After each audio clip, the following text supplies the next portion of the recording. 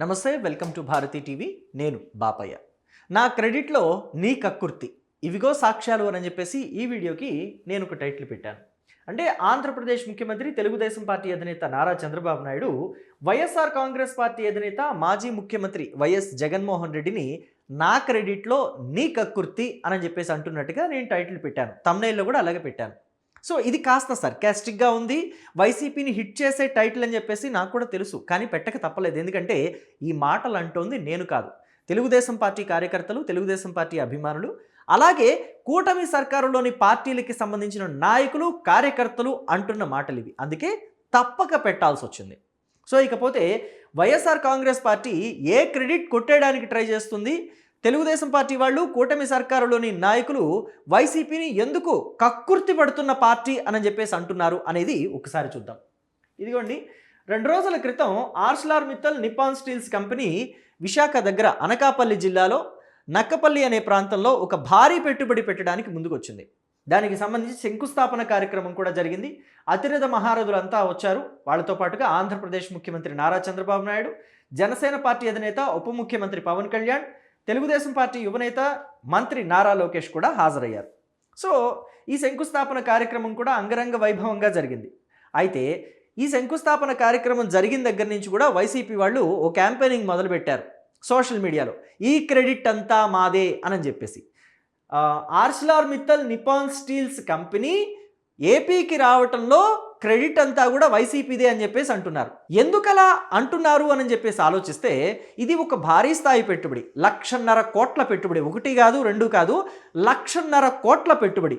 మరి ఇంతటి స్థాయి పెట్టుబడి వస్తుందంటే 1,00,000 ఉద్యోగాలు కూడా వస్తాయి కదా. సో కాబట్టి ఈ క్రెడిట్ అంతా మాదే అని చెప్పేసి ఈ క్రెడిట్ని వాళ్ళ ఖాతాలో వేసుకుంటే జనాల్లో వైసీపీకి మంచి హైప్ వస్తుంది కదా అని చెప్పేసి ట్రై చేశారు. అలాగే వైసీపీకి సోషల్ మీడియా ఉంది, అలాగే కొన్ని యూట్యూబ్ ఛానల్స్ కూడా ఉన్నాయి వైసీపీ కోసం అనుకూలంగా పనిచేయడానికి, అలాగే సొంత ఛానల్స్ కూడా ఉన్నాయి, సొంత పత్రిక కూడా ఉంది. కాబట్టి ఇష్టానుసారంగా ప్రసారం చేసుకోవచ్చు, ఇష్టానుసారంగా రాసుకోవచ్చు. జనాలు నమ్మకపోతారా అనే ఒక ధీమాతోటి వాళ్ళు కొన్ని వ్యాఖ్యలు చేయడం జరుగుతుంది. ఆ పార్టీలోని నాయకులు కావచ్చు, లేకపోతే ఆ పార్టీ అధినేత కావచ్చు, ఈ క్రెడిట్ అంతా మాదే అని చెప్పుకునే ప్రయత్నం కూడా చేస్తున్నారు. కానీ నిజానికి ఈ క్రెడిట్ వైసీపీదా అని అంటే కాదు అని చెప్పేసి చెప్పొచ్చు. అయితే వైసీపీకి ఎంత పర్సంటేజ్ ఉంది ఈ Arcelor Mittal Nippon steels company ఆంధ్రప్రదేశ్కి రావడానికి అని అంటే, ఎస్ ఉంది, కొంత పర్సంటేజ్ ఉంది. అది ఎంత అంటే 0%. ఎందుకనంటే 0 అనేది కూడా ఒక సంఖ్య కదా, కాబట్టి 0% ఉంది అని చెప్పేసి నేనైతే చెప్తాను. మీరేం చెప్తారో మీరు కూడా మీ అభిప్రాయాన్ని కమెంట్ బాక్స్లో చెప్పండి. అయితే వైసీపీ వాళ్ళంతా సోషల్ మీడియాలో ఒక ఫోటోని వైరల్ చేస్తూ, ఇదిగోండి జగన్మోహన్ రెడ్డి ఎప్పుడో మాట్లాడేశారు, ఆర్సెలర్ మిత్తల్ కంపెనీ వాళ్ళతోటి ఎప్పుడో మాట్లాడేశారు, ఏపీకి రమ్మని పెట్టుబడి పెట్టమని అడిగారు, వాళ్ళు కూడా ఓకే అన్నారని చెప్పేసి ఒక ఫోటోని వైరల్ చేస్తున్నారు. కానీ ఆ ఫోటోకి యథార్థమైన విషయం ఏంటి అనేది ఇక్కడ మీకు చూపిస్తాను. ఇదిగోండి, జగన్మోహన్ రెడ్డి ఈయన, ఆర్సెలర్ మిత్తల్ కంపెనీకి సంబంధించిన ఆదిత్య మిట్టల్ ఈయన, ఇద్దరు కూడా ఒకసారి భేటీ అయ్యారు. అది 2022లో జరిగింది. సో ఆ టైంలో ఆ భేటీ ఎందుకు జరిగింది అనేది ఇక్కడ మనం చూస్తున్నాం. ఎందుకు అనంటే, మనం ఏ ఒక్క పోస్ట్ పెట్టినా కానీ ఇది డిజిటల్ యుగం, ఎప్పటికైనా అది అలాగే ఉంటుంది సోషల్ మీడియాలో. దాన్ని ఎక్కడో ఒక చోట మనం వెతికి పట్టుకుంటే దొరికిపోతుంది. ఇప్పుడు అలాగే దొరికిపోయింది వైసీపీ కూడా. అప్పట్లో వాళ్ళు వేసిన పోస్ట్ ఇది, 1,000 కోట్ల రూపాయల పెట్టుబడి తీసుకొస్తున్నాడు జగన్మోహన్ రెడ్డి అని చెప్పేసి ఘనంగా చూపించుకోవడానికి అప్పుడు వేసిన పోస్టు ఇప్పుడు వైసీపీని సూపులోకి నెట్టేసింది, అంటే పులుసులో పడేసింది. మొత్తం మీద ఆ పోస్ట్ ఏంటనేది చూస్తే, glimpse of honourable CM YS Jagan meeting with mister Aditya Mittal, CEO Arcelor Mittal. Arcelor Mittal Nippon steels India has confirmed a proposed investment of 1,000 crores towards brownfield expansion of its Vizag pellet plant. ఇది వైజాగ్ పెల్లెట్ ప్లాంట్లో ఆ పెల్లెట్ ప్లాంట్ ఎక్స్పాన్షన్ కోసం 1,000 కోట్ల పెట్టుబడి పెట్టడానికి Arcelor Mittal ముందుకు వచ్చిన విషయాన్ని అప్పట్లో వాళ్ళు సోషల్ మీడియాలో పెట్టుకున్నారు. అంతే తప్ప ఇది ఎక్కడా కూడా Arcelor Mittal Nippon steel company నక్కపల్లిలో 1.5 లక్షల కోట్ల పెట్టుబడి పెట్టడానికి ముందుకొచ్చినట్టుగా అప్పట్లో ఎక్కడ మెన్షన్ చేయలేదు. ఎందుకనంటే అప్పట్లో ఏ MOU కూడా కుదుర్చుకోలేదు. ఒకవేళ MOU కుదుర్చుకుంటే దాని తాలూకా డీటెయిల్స్ అన్నీ కూడా అప్పట్లో వైసీపీ చాలా బాగా ప్రచారం చేసుకునేది. పెద్ద ఎత్తున ప్రచారం చేసుకునేది. ఎందుకంటే 1,50,000 కోట్ల పెట్టుబడి, 1,00,000 ఉద్యోగాలు అనంటే మామూలు వ్యవహారం కాదు కదా.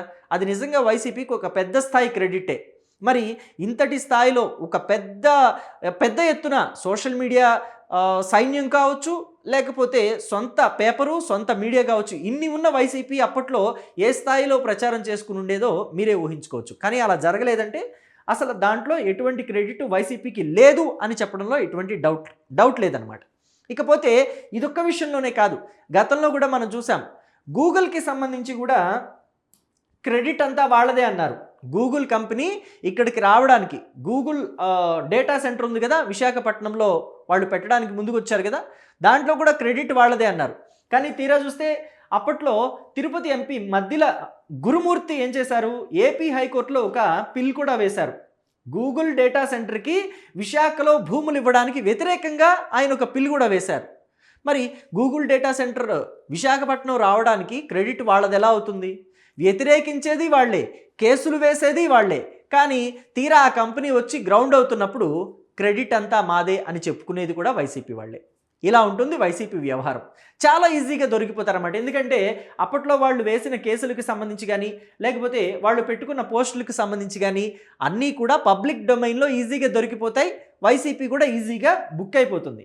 ఇక ఈ మధ్య మనం చూసాం, నిన్న మొన్న కూడా ఆర్డిటి గురించి లోకేష్ చేసిన కృషి ఫలించింది అని చెప్పేసి కూడా మనం ఒక వీడియో కూడా చేసాం. ఈరోజు అది టెలికాస్ట్ కూడా అయింది. సో అయితే ఆర్డిటి విషయంలో ఈ క్రెడిట్ కూడా వైసీపీదే అని చెప్పేసి చెప్తున్నారు. నిజానికి ఆర్డిటికి ఇబ్బందులు రావటం ఎప్పుడు మొదలైందంటే ఇప్పుడు కాదు, 2021లోనే. ఆర్డిటి రూరల్ డెవలప్మెంట్ ట్రస్ట్, ఇది అనంతపురంలో ఉంటుంది. ఆర్డిటి ద్వారా చాలా మంచి కార్యక్రమాలు చేసేవాళ్ళు.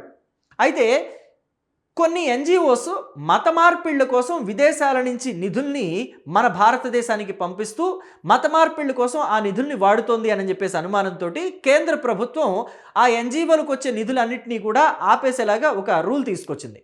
మరి ఇది కూడా ఎన్జిఓనే కదా, ఎన్జిఓ సంస్థనే ఆర్డిటి అంటే కూడా. దీన్ని కూడా ఈ మత మార్పిళ్ల కోసం వాడే సంస్థలాగా భావించి కేంద్రం దీని నిధులను కూడా ఆపేసింది. దీని నిధులు ఆపేయడం వల్ల చాలామంది ఇబ్బందులు పడుతున్నారు. వీళ్ళు వ్యవసాయానికి సంబంధించి, విద్యకి సంబంధించి, వైద్యానికి సంబంధించి, మహిళా సాధికారతకి సంబంధించి అనేక కార్యక్రమాలకి పాటుపడుతూ ఉంటారు ఆర్డిటి నుంచి. మరి ఇలాంటి కంపెనీకి ఆగిపోతే, నిధులు ఆగిపోతే, ఇలాంటి ఎన్జిఓకి నిధులు ఆగిపోతే ఎంతమంది ఇబ్బంది పడతారు? సో కాబట్టి లోకేష్ కేంద్ర ప్రభుత్వంతో అనేక మార్లు మాట్లాడి వాళ్ళకి యథార్థాన్ని చూపించి, యథార్థంగా వీళ్ళు ఏం చేస్తున్నారు, ఎటువంటి కార్యక్రమాలు చేస్తున్నారని వాళ్ళకి వివరించి చెప్పి దీనికి సంబంధించి రెన్యువల్ చేయించారు. అంటే ఆ నిధులు యథావిధిగా మళ్ళీ వచ్చేస్తాయి. దీని క్రెడిట్ అంతా మరి ఎవరికి వెళ్ళాలి? లోకేష్కే కదా. ఎందుకంటే 1-2 సార్లు కేంద్రానికి వెళ్ళి అమిత్ షా తోటి కలిసి, కేంద్ర హోంశాఖ మంత్రి అమిత్ షాతో కలిసి మాట్లాడి ఆయన్ని ఒప్పించి దీన్ని రెన్యువల్ చేయించారు కాబట్టి లోకేష్కే వస్తుంది. కానీ రెన్యువల్ జరిగిన తర్వాత మాత్రం ఈ క్రెడిట్ అంతా వైసీపీదే అని చెప్పేసి చెప్పుకునే ప్రయత్నం వైసీపీ వాళ్ళు చేస్తున్నారు. కానీ ఎప్పుడు ఆగిపోయింది? 2021 ఆగిపోయింది. 2021, 22, 23, 24 4 ఏం చేశారు మరి? ఇప్పుడు 2024లో తెలుగుదేశం పార్టీ అధికారంలోకి వచ్చిన తర్వాత, జనసేన పార్టీ అధికారంలో ఉన్న తర్వాత ఈ కూటమి హయాంలో వీళ్ళ కృషి వల్ల ఇప్పుడు మళ్ళీ ఆర్డిటి ఓపెన్ అయింది. ఆర్డిటి పనులు యథావిధిగా కొనసాగుతున్నాయి. వాళ్ళ సేవలు కూడా యథావిధిగా కొనసాగుతున్నాయి. ఈ 2 సంవత్సరాల్లో వీళ్ళు చేసింది గత 4 సంవత్సరాల్లో వాళ్ళు చేయలేకపోయారనే విషయం అందరూ మాట్లాడుకోకూడదనే ఈ క్రెడిట్ చోరీకి పాల్పడుతుంది వైసీపీ అని చెప్పేసి ఇప్పుడు అంతా మాట్లాడుతున్నారు. సో ఈ క్రెడిట్ చోరీ అనే విషయాల్ని ఇప్పటికైనా మానేసి అసలు ప్రజల కోసం, ప్రజల విషయంలో ఏం మాట్లాడితే, ప్రభుత్వాన్ని ఎలా నిలదీస్తే ప్రజల్లో మళ్ళీ క్రెడిబిలిటీ పెరుగుతుంది వైసీపీకి అనేది ఆలోచించుకుంటే ఖచ్చితంగా వైసీపీకి ఎంతో కొంత లాభం చేకూరుతుంది. అంతే తప్ప ఇలా క్రెడిట్ చోరీలకు పాల్పడితే ఎటువంటి లాభము కలగదు అని చెప్పేసి పొలిటికల్ అనలిస్టులంతా వైసీపీకి సలహా ఇస్తున్నారు, జగన్మోహన్ రెడ్డికి సలహా ఇస్తున్నారు. మరి జగన్మోహన్ రెడ్డి ఆ సలహా తీసుకుంటారంటారా? మీ అభిప్రాయాన్ని కమెంట్ బాక్స్లో తెలియచేయండి. Thank you.